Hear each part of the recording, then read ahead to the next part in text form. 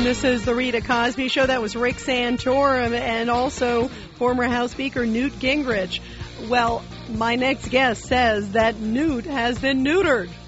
And joining us here on the Rita Cosby Show is Tracy Davis, GOP strategist and also former speechwriter for President George H.W. Bush, also with TracyDavisMedia.com. And Tracy, great to have you back on the show. Thank you, Rita. I'm so excited to be here. You know what? What do you think of Newt Gingrich? You were saying that he's been, decapitated, I guess, if you will, after Rick Santorum. Do you really believe that? I think he's in a bad place right now because, there's this lull in February, and that's very difficult for him because he does a lot better when he's in front of people and when he has debates. And right now, it's just sort of that Santorum does have the momentum, and there's really nothing that goes on for a couple of weeks. So it's sort of a bad time for him. And also his press conference, as I think we talked about, but it was very dire.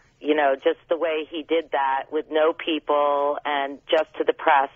And I just believe that Romney and Gingrich kind of did too good of a job hurting each other, and it left a nasty feeling throughout the electorate. You know what's interesting, too, and people have said this, Newt Gingrich, who I know, who's a very nice man, actually, but it's funny, people say that he's not good at playing angry, whereas sort of Romney can be angry and he doesn't come across as sort of, offensive or whatever. It's that sort of delicate rope. But on the other hand, Newt was in such a box.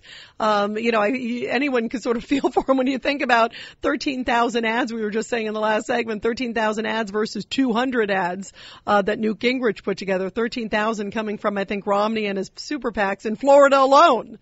So he sort of had to fight back. It was sort of a very difficult situation for Newt, don't you think?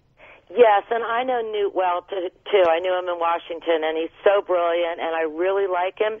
The thing that happened is that Romney can attack through the ads, so we don't really see them nationally, and Gingrich had to attack personally. He had to say it, so he looked like the angry attacking candidate, whereas Romney had some kind of detachment from his attacks.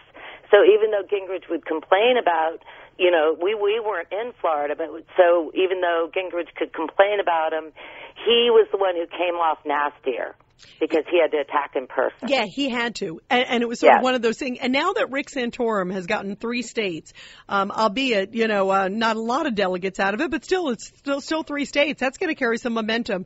Does that knock Gingrich off then as sort of the alternative to Romney? No, I think it just evens it because Gingrich, at Super Tuesday, he is very popular in the South, and he still has. I don't think he's out of it. I just think that it's kind of that image where he kept trying to say that Santorum should get out of the race. That certainly isn't the case anymore. And also, he was sort of treating him like sort of the young guy, and here's now it's time for you to move aside. And I don't think that in any shape or form is going to happen now. Do you? Right, exactly. That argument's gone. I mean, this is a big player now, and he's raising a lot of money. But we'll have to see how, he always left the big, he snuck out of Florida. Well, his child was sick, but then he went out west early, and his strategy, he knew how to sort of pick his battles, the ones he could afford, and then the ones that, when he went out west, that was a great place for him to be. And when Super Tuesday comes, with the southern states and Georgia and Ohio and the bigwigs, I think that Gingrich is going to definitely come back. And that's also good for Romney because to have the two of them still sort of battling it out. The only thing is, I think, with Romney is he has got to get it together. I mean, he doesn't really have a message. That's what I was going to ask you. In fact, let's play cut number 9. This is Mitt Romney sort of talking a little bit about, going after Barack Obama. This week you heard President Obama on TV said that he deserves a second term because, and I quote, "We've made progress." No, Mr. President. Under the definition of progress you made right here 4 years ago in Denver, you have not made progress. And look, he's still leading in delegates and still doing well. Where do you see, though, the void in his message, Tracy? It seems to me that what his message is I have enough organization and money to beat Obama, and I'm a good businessman.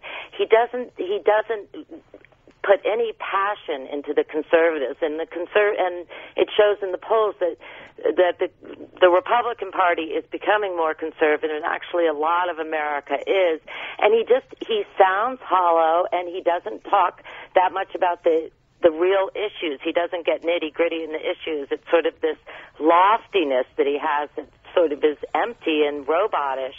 And also, he's going to have a problem with with Romneycare. Yeah, no, and I think that is going to be one of the issues, the sort of making the distinction as he's been trying to do during the debates, but I think he's got to do it a lot clearer and a lot crisper and explain what is the difference.